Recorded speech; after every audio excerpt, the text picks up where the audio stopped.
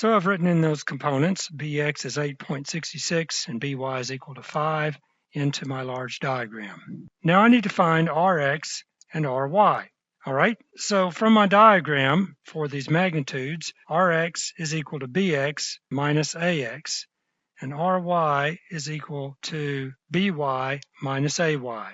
Bx is equal to 8.66, ax is equal to 3.76. So I can put those numbers in. I get that Rx is equal to 4.90, and I can write that into my diagram. Likewise, Ry is equal to By minus Ay. By is equal to 5.0, Ay is equal to 1.37. I put the numbers in. I get that Ry is 3.63, and I'll indicate that in my diagram. Now let me make a comment here. You'll notice that I don't have any negative signs. Technically, Rx has a negative x component and Ry has a negative y component. I'm dealing with magnitudes. I'm going to find a reference angle, and that reference angle I will add to 180 degrees in order to figure out what the angle in standard position is, based according to my diagram. So drawing a good diagram is important. Now let's put these things together. I have Rx, I have Ry, and I'm looking for R. I can see that Rx is one side of a right triangle. Ry is another side of a right triangle. I see that I have a reference angle alpha, and the angle that I'm really interested in is the one that's in standard position, and I'll add 180 degrees to alpha. Let's do the Pythagorean theorem first. So the Pythagorean theorem says that r squared is equal to rx squared plus ry squared. So I take the square root of the sum of the squares of the sides. Let's put the numbers in. You put those numbers into your calculator, and the number you come up with is 6.10. In other words, the hypotenuse of this right triangle is 6.1. Now I need to figure out what the angle alpha is. Pick your trig function, because now you know all three sides of this right triangle. You know the adjacent side is 4.90. You know the opposite side is 3.63. You know the hypotenuse is 6.10. I've already worked sine and cosine, and being an equal opportunity trig function operator, then I'll employ the tangent here. And I'll say that the tangent of the angle alpha is equal to the opposite side divided by the adjacent side. Now you put those numbers in. Again, make sure you're in degree mode in your calculator. Now you have to take the arctangent of both sides to figure out what the angle is. I find the angle is equal to 36.5 degrees, roughly 37 degrees.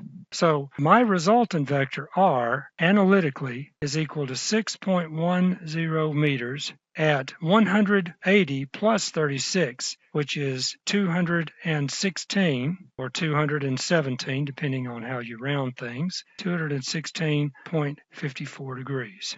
This is my analytical result. This is exact. I'd like to compare that with my graphical result up above. And I see that graphically, I got essentially the same result. That's very satisfying. Now, it may be you don't get as good a result graphically as I did in this particular example. And it takes practice to do that. But the more examples that you do, then the better off you'll get. Your graphical result is only approximate. Your analytical result is exact, and you'll be dealing mainly with analytical vectors. Oh, we didn't go back and find the equilibrant of this first example. Let's go back and find the equilibrant. The equilibrant of the vector is a vector that's basically the same magnitude, but it's in the opposite direction of the resultant vector. In this case, it's pretty easy to read off what the equilibrant is going to be. The equilibrant vector, which I'll call vector E, is going to be the same magnitude, 6.10 meters. The opposite direction is a vector that's 180 degrees opposite of the vector that we have, which happens to be in the first quadrant at 36.54 degrees.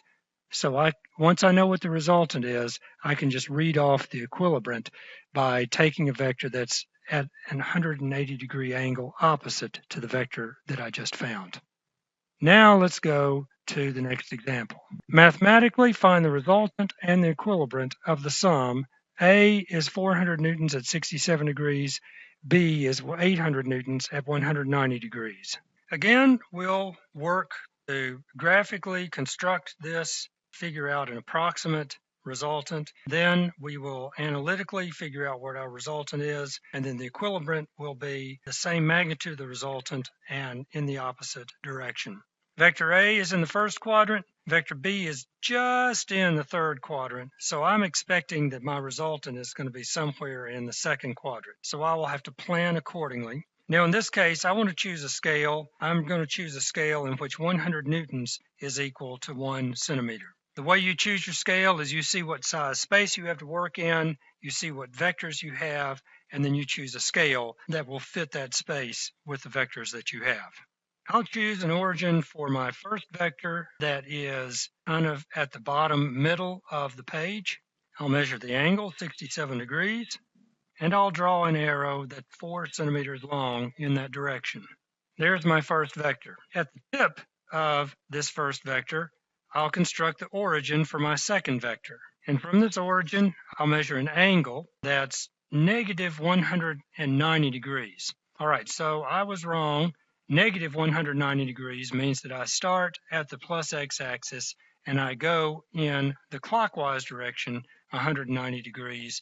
So that's actually going to be in the second quadrant. And now I sketch a vector that's 8 centimeters long. The resultant vector goes from the tail of the first vector to the tip of the last vector. The resultant begins here and ends up here. And now I draw a vector that's in that direction. There's my resultant.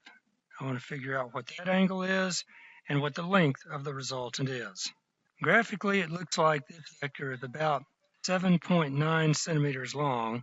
So my resultant here, I'm going to say, is 790 newtons. The magnitude of the resultant is 790 newtons. Now I need to measure the angle. I'm going to actually extend my vector a little bit so it'll be easier for me to measure on the scale of my protractor. The angle looks like it's at 141 degrees, right at. So graphically, I get a resultant that's 790 newtons at 141 degrees. Now I'm ready to work analytically. I'll begin by saying that I have a triangle for my B vector, which has a BX and a BY. I have a triangle for my A vector, which has an AX and an AY. And I have a triangle for my resultant vector, my R vector, which has an RX and an RY. Now, looking at this set of triangles, it looks to me like that BX is equal in length to RX and AX, so that RX is going to be equal to BX minus AX. And if I look at the Y components, it looks to me like that the length of RY is equal to the length of AY plus BY. So how you determine what the resultant legs of the triangle are compared to the legs of the vectors that you're combining is by looking at a good diagram. Now I need to resolve vector A into its x and y components and vector B into its x and y components. Let's start with vector A. Let me move my page down so I have a little more room to work. In my A triangle, the hypotenuse is 400, the angle is 67 degrees. I'm looking for the adjacent leg, AX, and the opposite leg, AY. I'd say that the cosine of 67 degrees is equal to the adjacent side, which is AX, divided by the hypotenuse, which is 400. Now solve that equation for AX. I get that AX is 156.3. Similarly, the sine of 67 degrees is equal to the opposite side, AY, divided by the hypotenuse, which is 400. Solve that for AY. I get that AY is 398.2. Let's write those numbers down in our big diagram. Now let's go to the B triangle. Now this diagram is not to scale. I'd see that the reference angle of negative 190 degrees is 10 degrees. So I have a right triangle that has a hypotenuse of 800 and an angle with respect to the horizontal of 10 degrees. I need to find BX and BY. I say that BX is the adjacent side of the 10-degree angle by is the opposite side, so let's employ our sine and cosine again. The cosine of 10 degrees is bx divided by the hypotenuse, so solve that equation for bx. I find that the horizontal component is 787.8. Now, the sine of 10 degrees is the opposite side divided by the hypotenuse. Solve that equation for by. I find that by is 138.9. Let's write those values into our big triangle. Bx is 787.8 newtons. By is 138.9 newtons. Now I need to find Rx and Ry. I have these relationships that I found before. Now I need to combine them to get the vertical and horizontal parts of the R triangle. So I say that Rx is Bx minus Ax. So that's 787.8 minus 156.3. Put that in your calculator. I get 631.6 newtons. Now for the y part. Ry is equal to Ay plus By.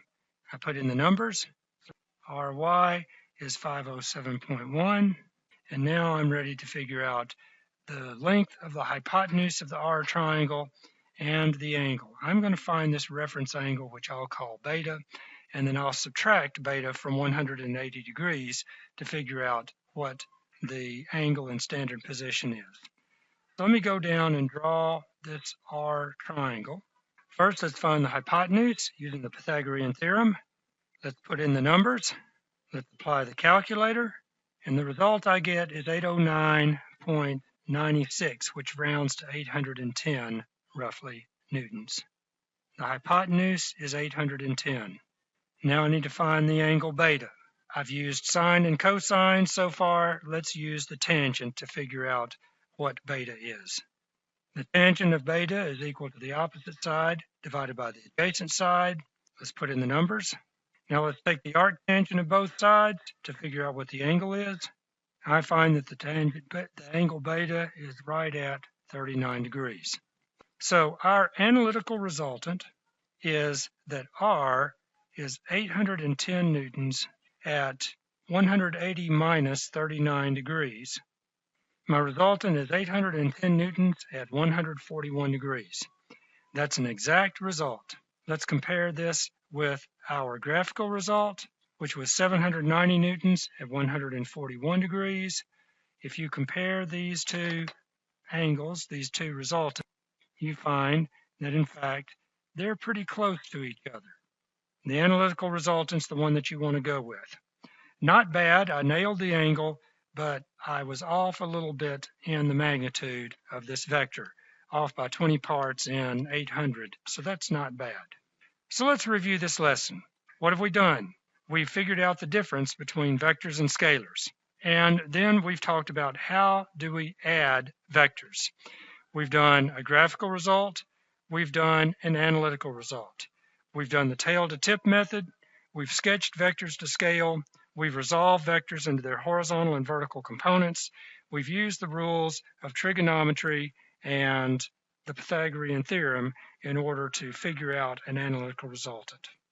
We'll be doing a lot of this, especially when we go to combine forces and find out resultant forces when 2 or 3 or 4 or more forces are acting simultaneously on an object at the same time. For now, that's it.